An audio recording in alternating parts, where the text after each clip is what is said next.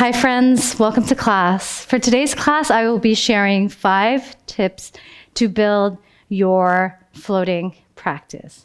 Let's get started. Tip number 1, focus on having straight arms and a protracted shoulder. Think shoulders in cat pose, tailbone tucked in, protract through the shoulders, meaning that the shoulder blades are trying to separate from each other. This is the key to floating, is to have stabilized shoulders. And typically we float from downward facing dog. You want to ground down, grip on the mat with your fingertips and your inner knuckles. Keep active in your downward facing dog. Send the hips back into space. Engage the quads, engage the inner thighs, and activate your core. And we're going to keep our arms straight throughout this whole process with this protracted shoulder.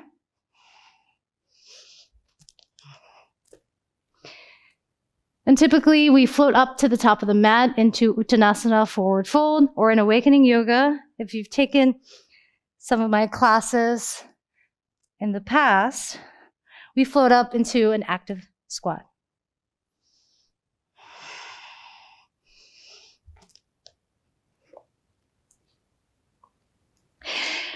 Whenever we bend our arms, we lose the integrity of the float.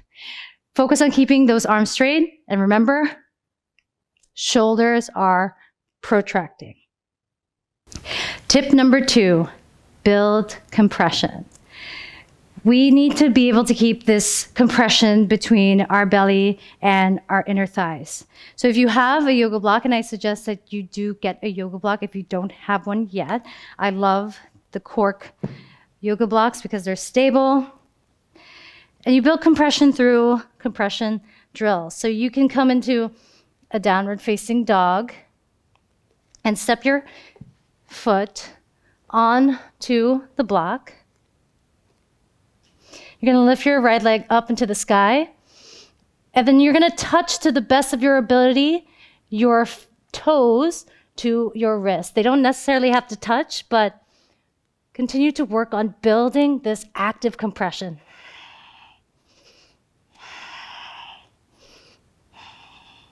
This is also going to be really important for developing your handstand practice as well. Then you're going to switch sides after doing 10.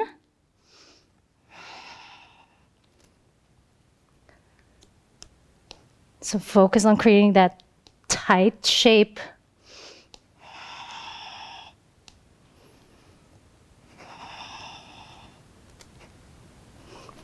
And another way to build compression as well is to come into your butt, extend your legs out. And remember, through that shoulder protraction, you're going to push your heels out as if they are pushing against a wall. Extend your arms out. And I want you to push with your arms. Protract those shoulders. Hold it here for 5, 4, 3, 2, 1. Inhale to come up. Exhale to push.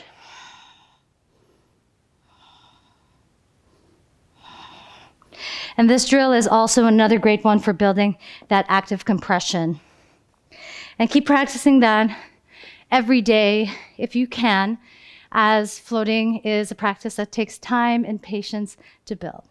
Tip number 3, practice with the good old yoga block. And this is a really fun way to build your floating practice, is to place your block underneath you. It should be roughly in between your body. And you're going to press the ground away. Keep your core active. And gaze between the thumbs or gaze between the wrists. Lift the heels, bend the legs. And you're going to float your feet onto the block as lightly as possible. Then you're going to lean forward again and bring your feet roughly in the space just behind your hands. We'll do that again. And this is really fun. Lift the heels. Bend the legs in the bottom of your exhale. And then float the feet to the top of the mat. And just keep practicing with this. You want to be able to give your legs room to float. And landing on the block teaches your body to press the ground away as much as possible. Remember, you're using your arms and your shoulders to resist the ground away.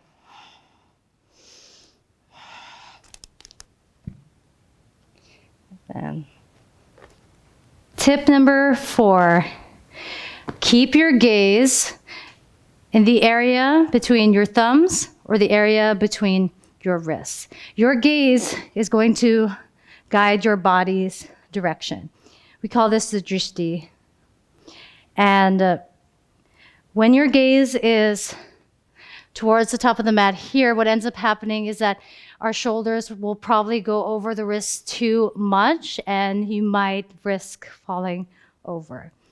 And even if you feel like your body can't reach that compressed state just yet, keep practicing, keep practicing, keep practicing.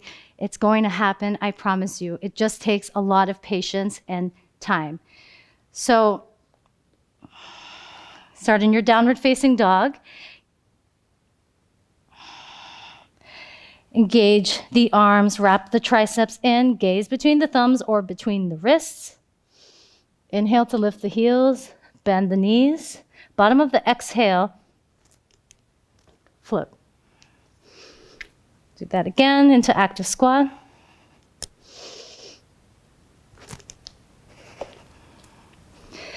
And you want to think light here.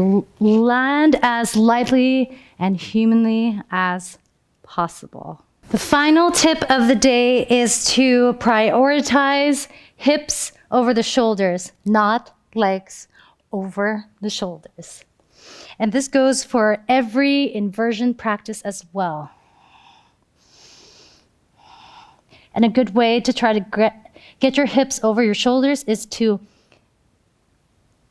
cup your core, activate, engage. Lift the heels, bend the legs.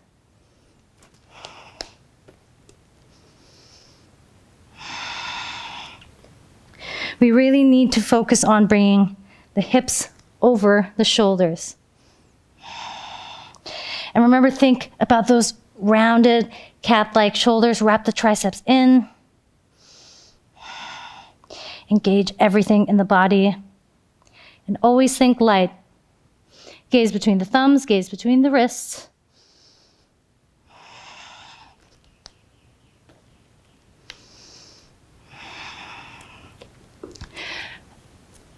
Keep practicing on this. I know the first couple of times is going to be very difficult in terms of your mind telling you that you might not be able to do it, but trust me, it took me a long time as well. And the more we practice, the more our body remembers. Muscle memory is very powerful. And the most important part about the journey to float is to have fun with it. I'm telling you, there is nothing like this feeling to be suspended in the air. It is so much fun, guys. So just keep practicing. Don't give up any hope. There's no such thing as giving up in this practice. And remember, hips over the shoulders.